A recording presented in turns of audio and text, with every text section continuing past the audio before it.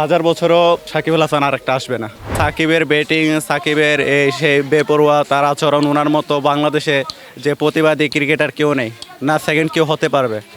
বাংলাদেশের যে ফরম্যাটটা, ওনার মতো একজন অলরাউন্ডার তৈরি করতে গেলে অনেক হিমশিম খেতে হবে।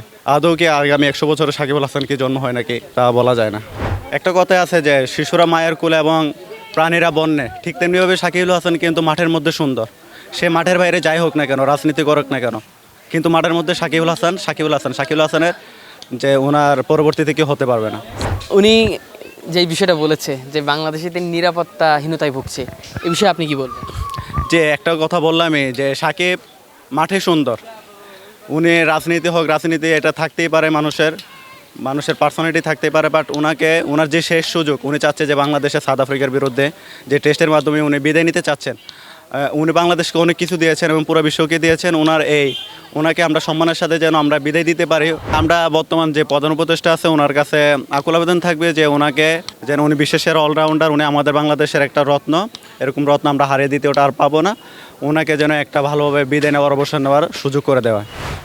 যদিও আমি তামিম ইকবালের ভক্ত, কিন্তু সাকিব আল হাসান বাংলাদেশের সর্বকালের সর্বশ্রেষ্ঠ অলরাউন্ডার এবং বাংলাদেশের না, উনি পুরা ক্রিকেট বিশ্বের উনি একজন সম্রাট।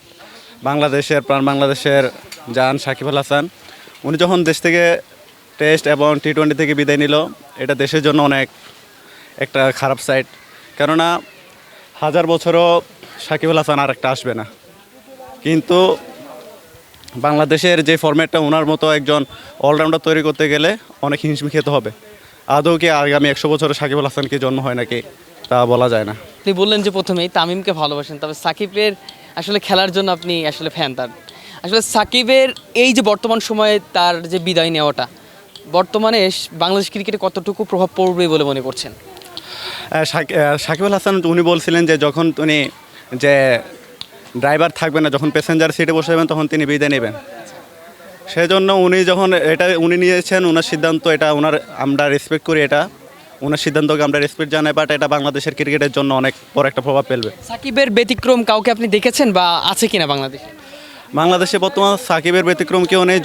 আমরা যদি মেহেদী হাসান মিরাজকে ওইভাবে সময় দিতে পারি, তাকে যদি আমরা ভালোভাবে দায়িত্ব নিতে পারি, তাহলে আমাদের হবে। ওনার যেটাকে বলে যে ওনার পরবর্তীতে উনি হতে পারে। সাকিব আল হাসান উনি যদি চায় তাহলে আরও খেলতে পারেন। উনি ক্রিকেটকে অনেক কিছু এখনও দেওয়া আছে। কেননা সাকিব আল হাসান, একটা কথাই আছে যে শিশুরা মায়ের কোলে এবং প্রাণীরা বন্যে, ঠিক তেমনিভাবে সাকিব আল হাসান কিন্তু মাঠের মধ্যে সুন্দর। সে মাঠের বাইরে যাই হোক না কেন, রাজনীতি করুক না কেন, কিন্তু মাঠের মধ্যে সাকিব আল হাসানের যে ওনার পরবর্তীতে কেউ হতে পারবে না। সাকিব আল হাসানকে কতটুকু ভালোবাসেন? সাকিব আল হাসানকে অনেকটাই ভালোবাসি। ওনাকে আর তামিম ইকবালকে দেখে আমাদের যে ক্রিকেটে পথ চলা, ক্রিকেট খেলা, ওনাকে দেখে মাঠের মধ্যে ব্যাট বল নিয়ে আসা, ওনার মতো বোলিং করা, এবং আমি যদিও ডান হাতে, ওনার মতো আমি বাম হাতে বোলিং করার চেষ্টা করি। সাকিবকে আর কি ফলো করেন? সাকিবের ব্যাটিং, সাকিবের এই সেই বেপরোয়া তার আচরণ, ওনার মতো বাংলাদেশে যে প্রতিবাদী ক্রিকেটার কেউ নেই, না সেকেন্ড কেউ হতে পারবে। আচ্ছা, বাংলাদেশ ক্রিকেটের এই প্রতি যে প্রেম, বাংলাদেশ ক্রিকেটকে ভালোবাসা এবং ক্রিকেট খেলা, এটা কার থেকে শেখা?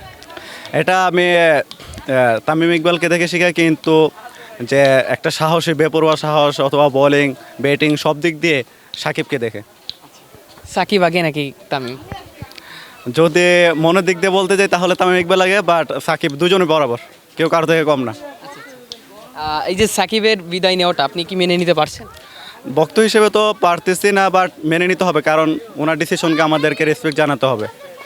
সাকিবকে অনেকটাই ভালোবাসি।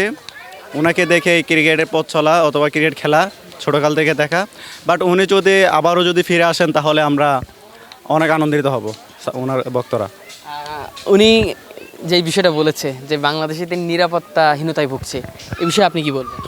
যে একটা কথা বললামই যে সাকিব মাঠে সুন্দর, উনি রাজনীতি হোক, রাজনীতি এটা থাকতেই পারে, মানুষের পার্সোনালিটি থাকতেই পারে, বাট ওনার যে শেষ সুযোগ, উনি চাচ্ছে যে বাংলাদেশে সাউথ আফ্রিকার বিরুদ্ধে যে টেস্টের মাধ্যমে উনি বিদায় নিতে চাচ্ছেন। উনি বাংলাদেশকে অনেক কিছু দিয়েছেন এবং পুরো বিশ্বকে দিয়েছেন। ওনাকে আমরা সম্মানের সাথে যেন আমরা বিদায় দিতে পারি, অবসর নিতে পারি, ওনাদের এরকম একটা ব্যবস্থা করে দেওয়া আমাদের উচিত।